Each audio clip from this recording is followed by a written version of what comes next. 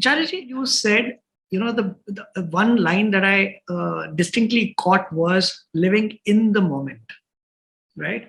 Uh, if you look at healthcare today, doctors keep telling the patients that they need to avoid stress. BP ho gaya hai, avoid stress. Uh, and patients are at a loss of knowing how to do that. They're always either living in the fear of the future or regrets of the past. And is it in a person's control? And if yes, how does one, in a very simple way, keep stress away? Is there some doable way to do so? No, you see, I'll begin from living in the moment and then come to the stress part of it. You see, living in the moment is a very, very misplaced phrase and an idea that's being implemented at the wrong place. A philosophy that is being touted to the wrong audience. There is nishkam karma, action without the desire for returns. And when you are into desireless action, when internally you are that kind of a being who picks up the right work, the right action, the right project, the right battle, and gives everything to it without worrying for the results, just because the work, the job, the action is worth it, then and only then are you entitled to not worry about the results and live purely blissfully in the moment. Living in the moment is the prerogative of a Nishkam Karma Yogi alone. Then there is the whole lot of us commoners. Our actions are from the center of desire. So our actions are sakam. Kam means desire, sakam means with desire. When you are working with desire, in fact, it is very, very advisable that you do not live in the moment, because you are anyway not. Desire is always pointing at the future. No, that's where the fruits of the desires are expected.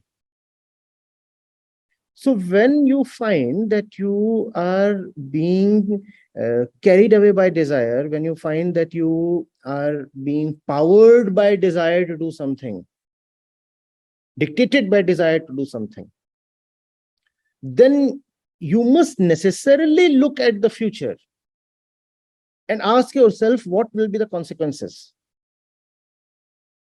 Now, what is happening is that people who are acting purely out of their blind, ignorant, even animalistic desires are using this phrase, living in the moment, to avoid looking at the future. It's like going to a restaurant, ordering a huge spread without looking at your pocket and saying, I just want to enjoy the moment. I don't want to think of the size of the bill. But the bill will indeed come. That's the law of Prakriti. No. And then you cannot say, oh, I was living in the moment. I didn't worry what would happen tomorrow. Looking at tomorrow is the sign or characteristic of fearful people. I'm bold enough to just enjoy the present moment and leave the future with abandon. You cannot do that. So you see, these are two different centers. The one who is dedicated to something extremely important, very, very sacred, automatically starts living in the moment. Then this does not have to be taught to him. Living in the moment then is not an objective. It is a byproduct. The objective is to serve something that is extremely lovable, something that you know to be unavoidable, indispensable in your deepest understanding. You have paid deep attention and you have come to see something that you just cannot avoid or turn your back to. And you take it up. You take it up because it calls you, it cannot leave you, it just grips your mind. So you dedicate yourself totally to it. You offer yourself as sacrifice to something extremely important or extremely lovable, whichever we want to put it. If you are a Gyan Yogi, you will say you are giving yourself to the truth. On the way of love, you will say you have been arrested by something extremely lovable. Now is the only possibility of living in the moment, because now you are helpless. Even if you want to think of the future or the consequences, you just cannot. You are in love or you are in duty, and that duty is the essence of dharma. I have to do it. It's a holy battle. I have to fight it.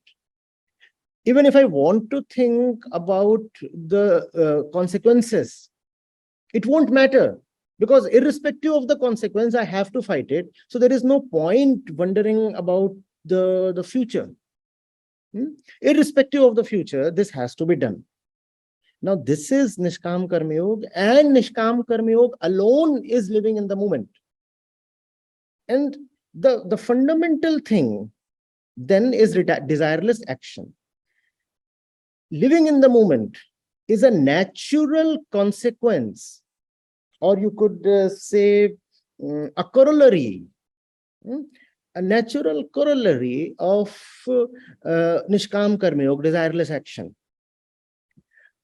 But it's a travesty when the usual common mind starts talking of living in the moment. You should not live in the moment.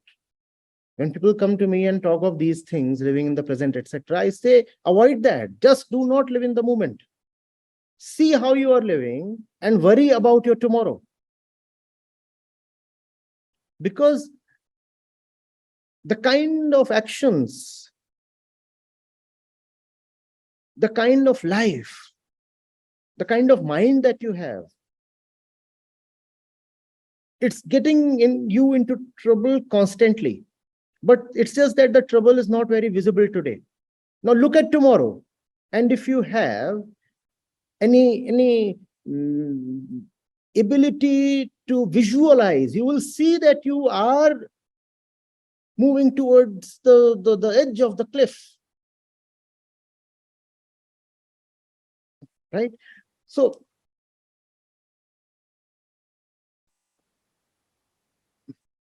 see, that's the thing. Religious percepts are for truly religious people. They must not be appropriated by those who want to use religious concepts for personal sensual gratification.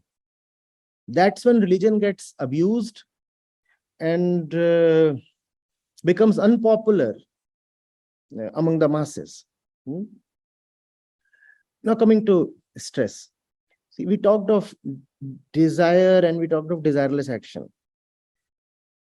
Stress is the fundamental nature of human life. Among all living beings, man is someone predisposed to stress.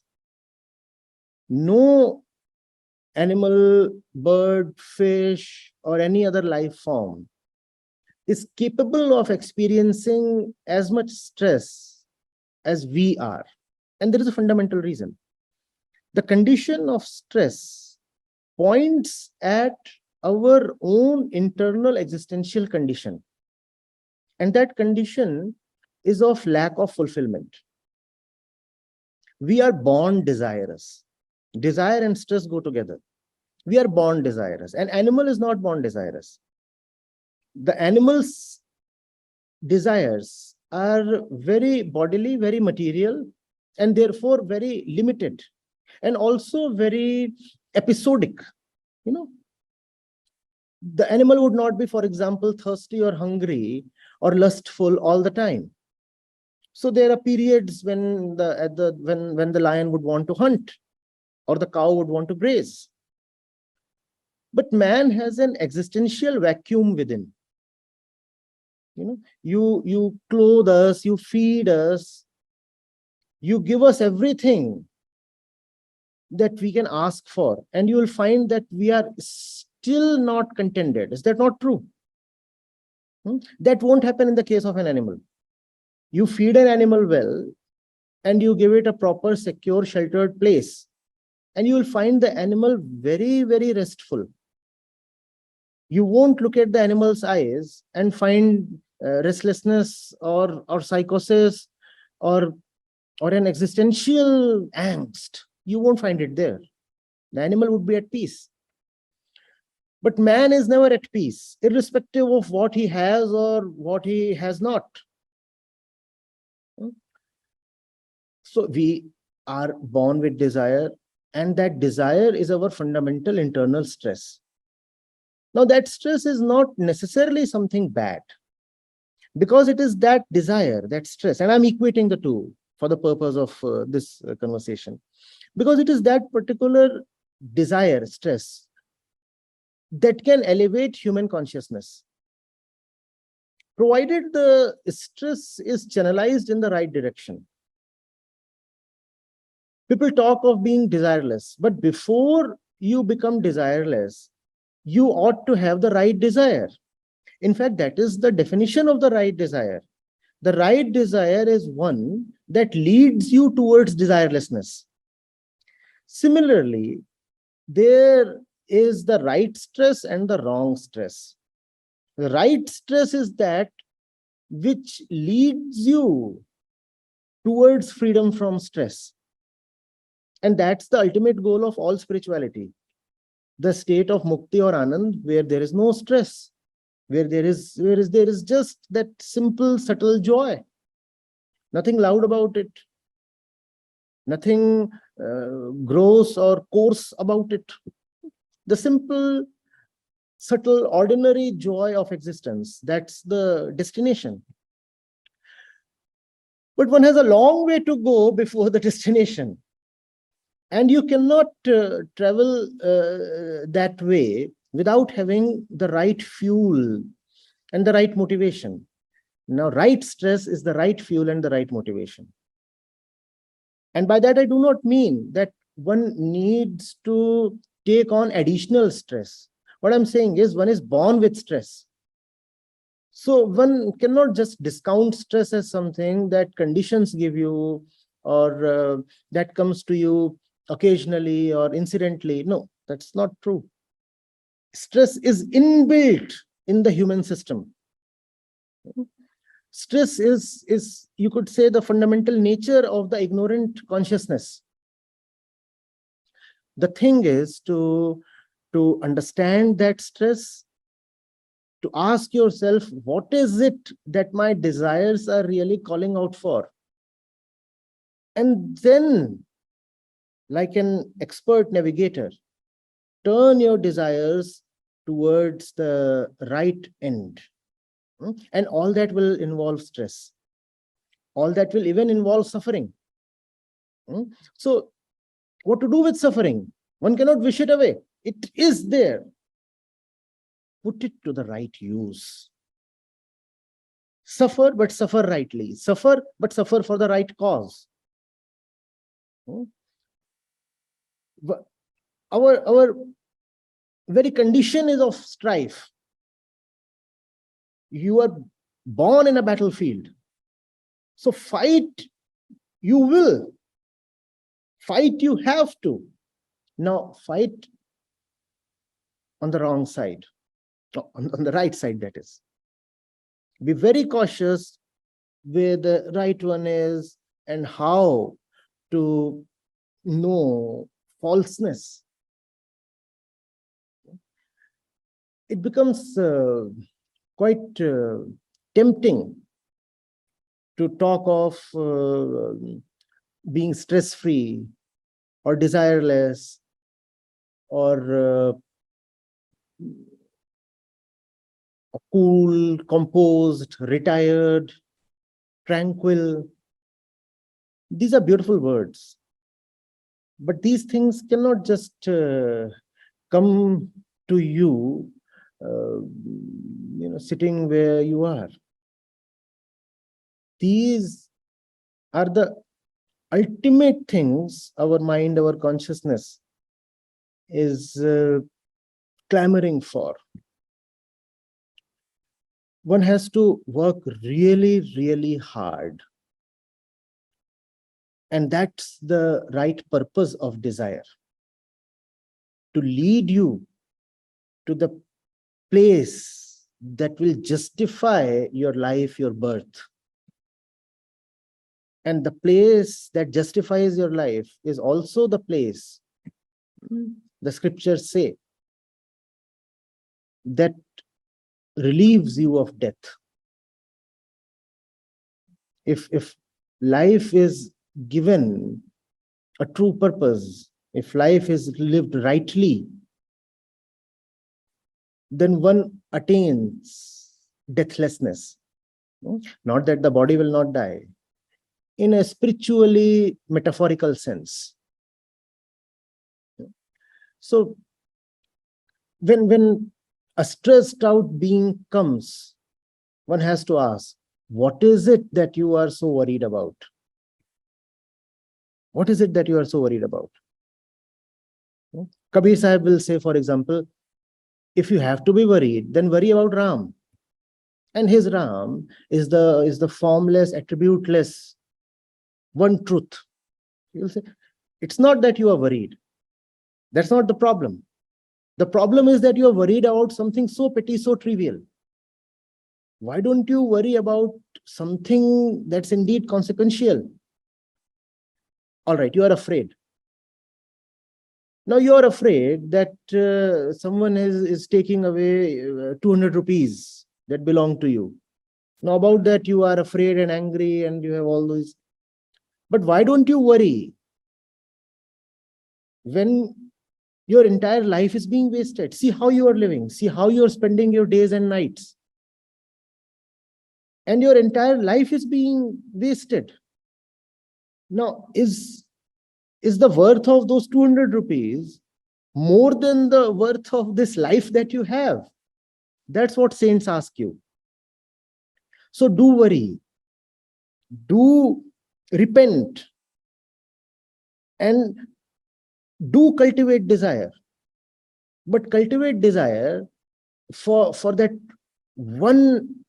one thing that the saints would sometimes call as Ram, sometimes as Hari. The gurus would call that as the Lord.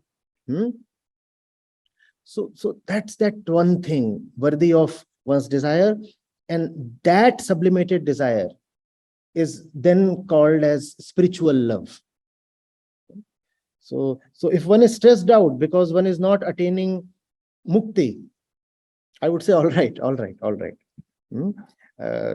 At least the intention is pure. But if one is stressed out because the share market has fallen by 0.04%, then I'll say, sir, you need to reconsider what you are so worried about and concerned about. So if I understand correctly, it is about, raising your level of consciousness, mindfulness, and also find the purpose, the right purpose that makes all the things that you worry about or the stresses that you have worthwhile. Of course. Yeah.